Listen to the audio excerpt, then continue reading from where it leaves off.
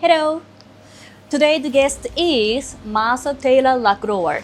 She is a founder of Here's to Life. And she is also a daughter of Gardner Taylor. He is known as a mentor of Martin Luther King and a key figure in the civil rights movement. So today I focus on her background and unlock her passion for her NPO from that perspective. Welcome, Mother. Hi, Akiko. How are you? Very nice. How are you? So good to see you. Yeah, me too. So, can you explain about your background, especially in your experience in civil rights movements and your personal connection with Martin Luther King? Okay, well, I grew up in Brooklyn, New York, Yeah. and we lived on a street that was called Preacher's Row. That's very significant about the history because Martin Luther King's children stayed down the street from us when he was stabbed in New York years ago. And then across the street, there would be Bishop Washington and Mahalia Jackson. Those who don't know who Mahalia Jackson is, she was a great gospel singer. It was her church pastor that was across the street, and Al Sharpton went to that church. So it was a lot of history in that area. Can you explain about your experience in the civil rights movement? Okay, my dad was basically, first he was a minister, but he was involved with the civil rights movement, and Martin Luther King's father would stay at our house once a year for our anniversary. So I remember the father, because I was very young then, father more than I do King. My dad and King would vacation together, and we would always be raising funds to support King in his endeavors in the South. So that's how I came to know him. And I grew up in the civil rights era where there were many that were demonstrating and working towards equal justice under the law. Much of that was going on at that time. Okay, thank you for explaining your history. That was amazing. You have a special connection, and your father really strong tie with Martin Luther King, right? Thank you. Yep. Next question is, how have the lesson from the civil rights movement influenced your work today? Well, I watched my dad and other ministers go to jail because they were trying to get some of the laws changed that held people back. So I remember in Brooklyn, they were all going down to jail, and my mother took me down to the jailhouse to watch my dad and the other ministers being booked. And my father said to my mother, don't bring her down here. You know, don't let her see this. And I was proud. I said, what do you mean? I'm very proud of you, Dad, you know, that he was standing up for what he believed. So I think watching him do that kind of thing made me aware of how important it is to take a stand on what you believe in, and don't be afraid. Fear is our worst enemy. Don't be afraid to stand up for what is right. And I admired him for that. So your father's value really influenced your thoughts now, right? Oh yeah. He had a big influence on my life. Yeah, he did. And I like the way he treated people. I love the way Daddy treated people because they were from all walks of life. So you had a lady across the street from the church. Her name was Susie Parker. Everybody went over there for dinner after church, and that's how she raised funds. And you had somebody else, Pauline Troy. She was another lady that was a good cook, really, you know. And everybody knew her reputation at the church, and she would sell dinners. That's how they raised funds in those days. And Dad, they would always bring coconut cakes to the house or some kind of pound cake or something to the house. And he really would do it. He might just take a sliver so he wouldn't get sick, but he really would list all of those delicious things that people would prepare. And it made people feel valued, that what they did, their skills were very important. Yes. And that's what Dad taught me, that everyone has something to contribute. And that nice. Is the Very nice. bottom line for me for well-being. And Yes. the bottom line, well-being, is mental wellness. Yeah. All connected. So, next question is related to what you say. So, next, I want to explain about what led you to establish Here's to Life and why you focus on mental wellness. Okay. Well, I started off with the Holiday Celebration Club. That's how I started. And the Holiday Celebration Club was an organization where if you weren't able to get home for the holiday, you'd have a place to go. You'd have a family already there for you. If you were a student and you couldn't get back home, you'd come with us and have a good meal, dance, and just have a good time. And for people who newly divorced, sometimes when people get divorced, they're divorced from the whole family and they have no place to go. And we were raising funds for the American Foundation for Suicide Prevention. And that was a big, what did they call it? Out of Darkness Walk is what they had. And that's when I was first introduced to suicide, suicide prevention. So, next question is related to what you say. So, next, I want to explain about what led you to establish Here's to Life and why you focus on mental wellness. Okay. Well, I started off with the Holiday Celebration Club. That's how I started. And the Holiday Celebration Club was an organization where if you weren't able to get home for the holiday, you'd have a place to go. You'd have a family already there for you. If you were a student and you couldn't get back home, you'd come with us and have a good meal, dance, and just have a good time.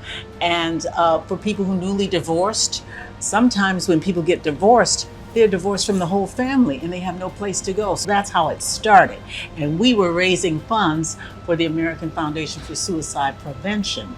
And that was a big, what did they call it? Out of Darkness Walk is what they had. And that's when I was first introduced to suicide, suicide prevention. So, I thought, in addition to that experience, I thought why you focus on mental wellness is related to your history.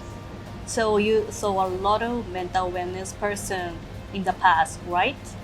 Well, it's interesting. You ask good questions, Akiko. The things about where mental wellness really comes from me, from the civil rights movement, is there was so much hate in the South and murders in the South and injustices in the South that it would be hard. Like lynching was a big deal in the South. It was people are traumatized because they saw people hanging from trees and what have you, and it was never thought of that would have an impact on a child's life watching that kind of thing.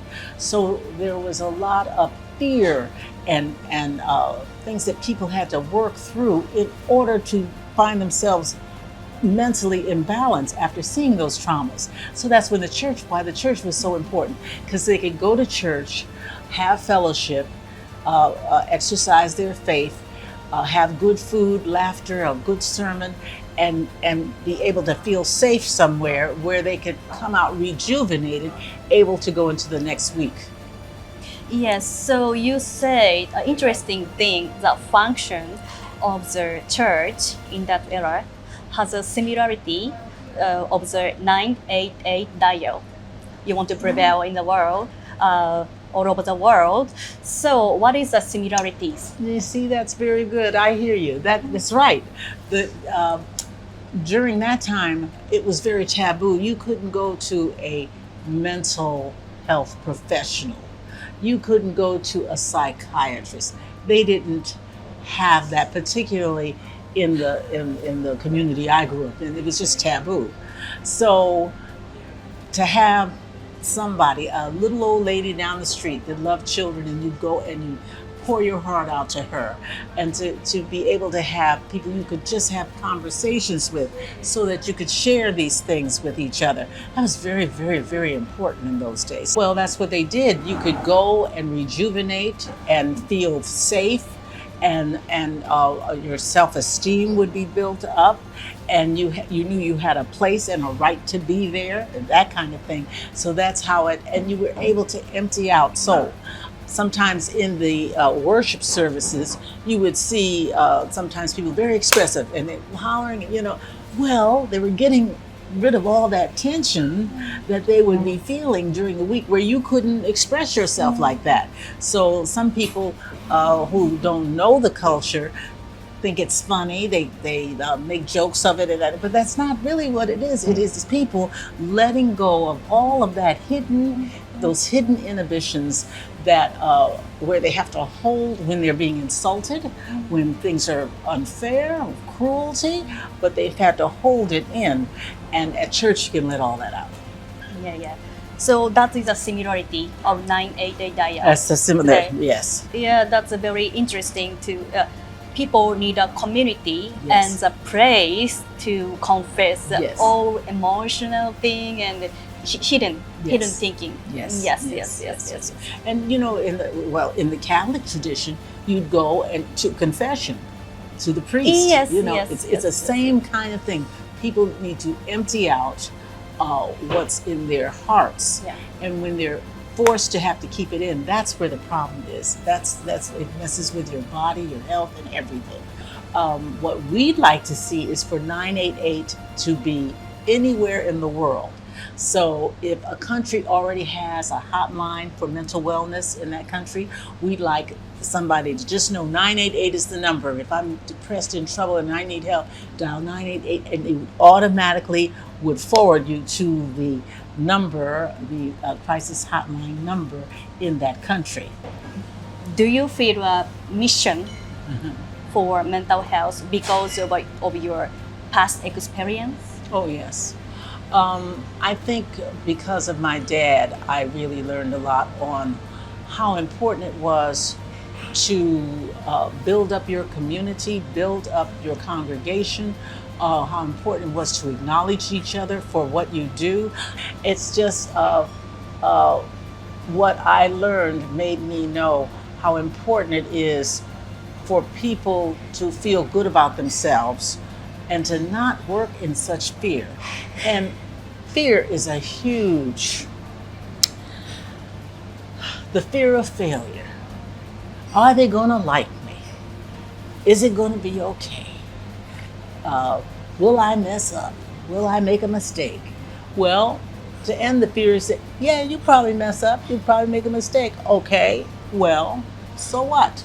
To get through that is very difficult. Now, I say those things with a great deal of confidence because I'm an old lady now. When I was younger, I felt the same way. I was afraid to, and I had my mother who's very sure of herself to always encourage me. So it's always good to have somebody in your life that encourages you, tells you that you're okay, tells you that things are all right. It's very, very, very important. Here's to life. Here's to love. Here's to you.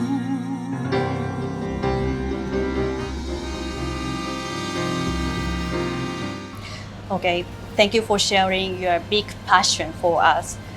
So finally, what message would you like to share with the next generation, and what is your vision of Here's to Life? Well, now you asked me two questions, right? One for the next generation. What's my vision for the next? Yes. I would like for the next generation to talk more with us and we to them, with them, so that they can hear from my generation that we all went through the same thing. We all share the same fears. We all had to work through the same things. Okay, thank you. What is the future vision of Here's to Life? I want to see it carry on. I'd like to see some younger, a younger generation move it forward. And I'd like to see more conversations take place where we work through some of the taboos and hang-ups that we may have with each other, but work through them. I'd like to see us learn how to forgive. That's a big thing of holding a grudge and not forgiving one another. That's a very big thing. I'd like to see us learn how to work with conflict better and work through problems better, and you do it through conversation. I'd like to see that before I completely retire from this. I would like to see that strengthened in Here's to Life. I really would.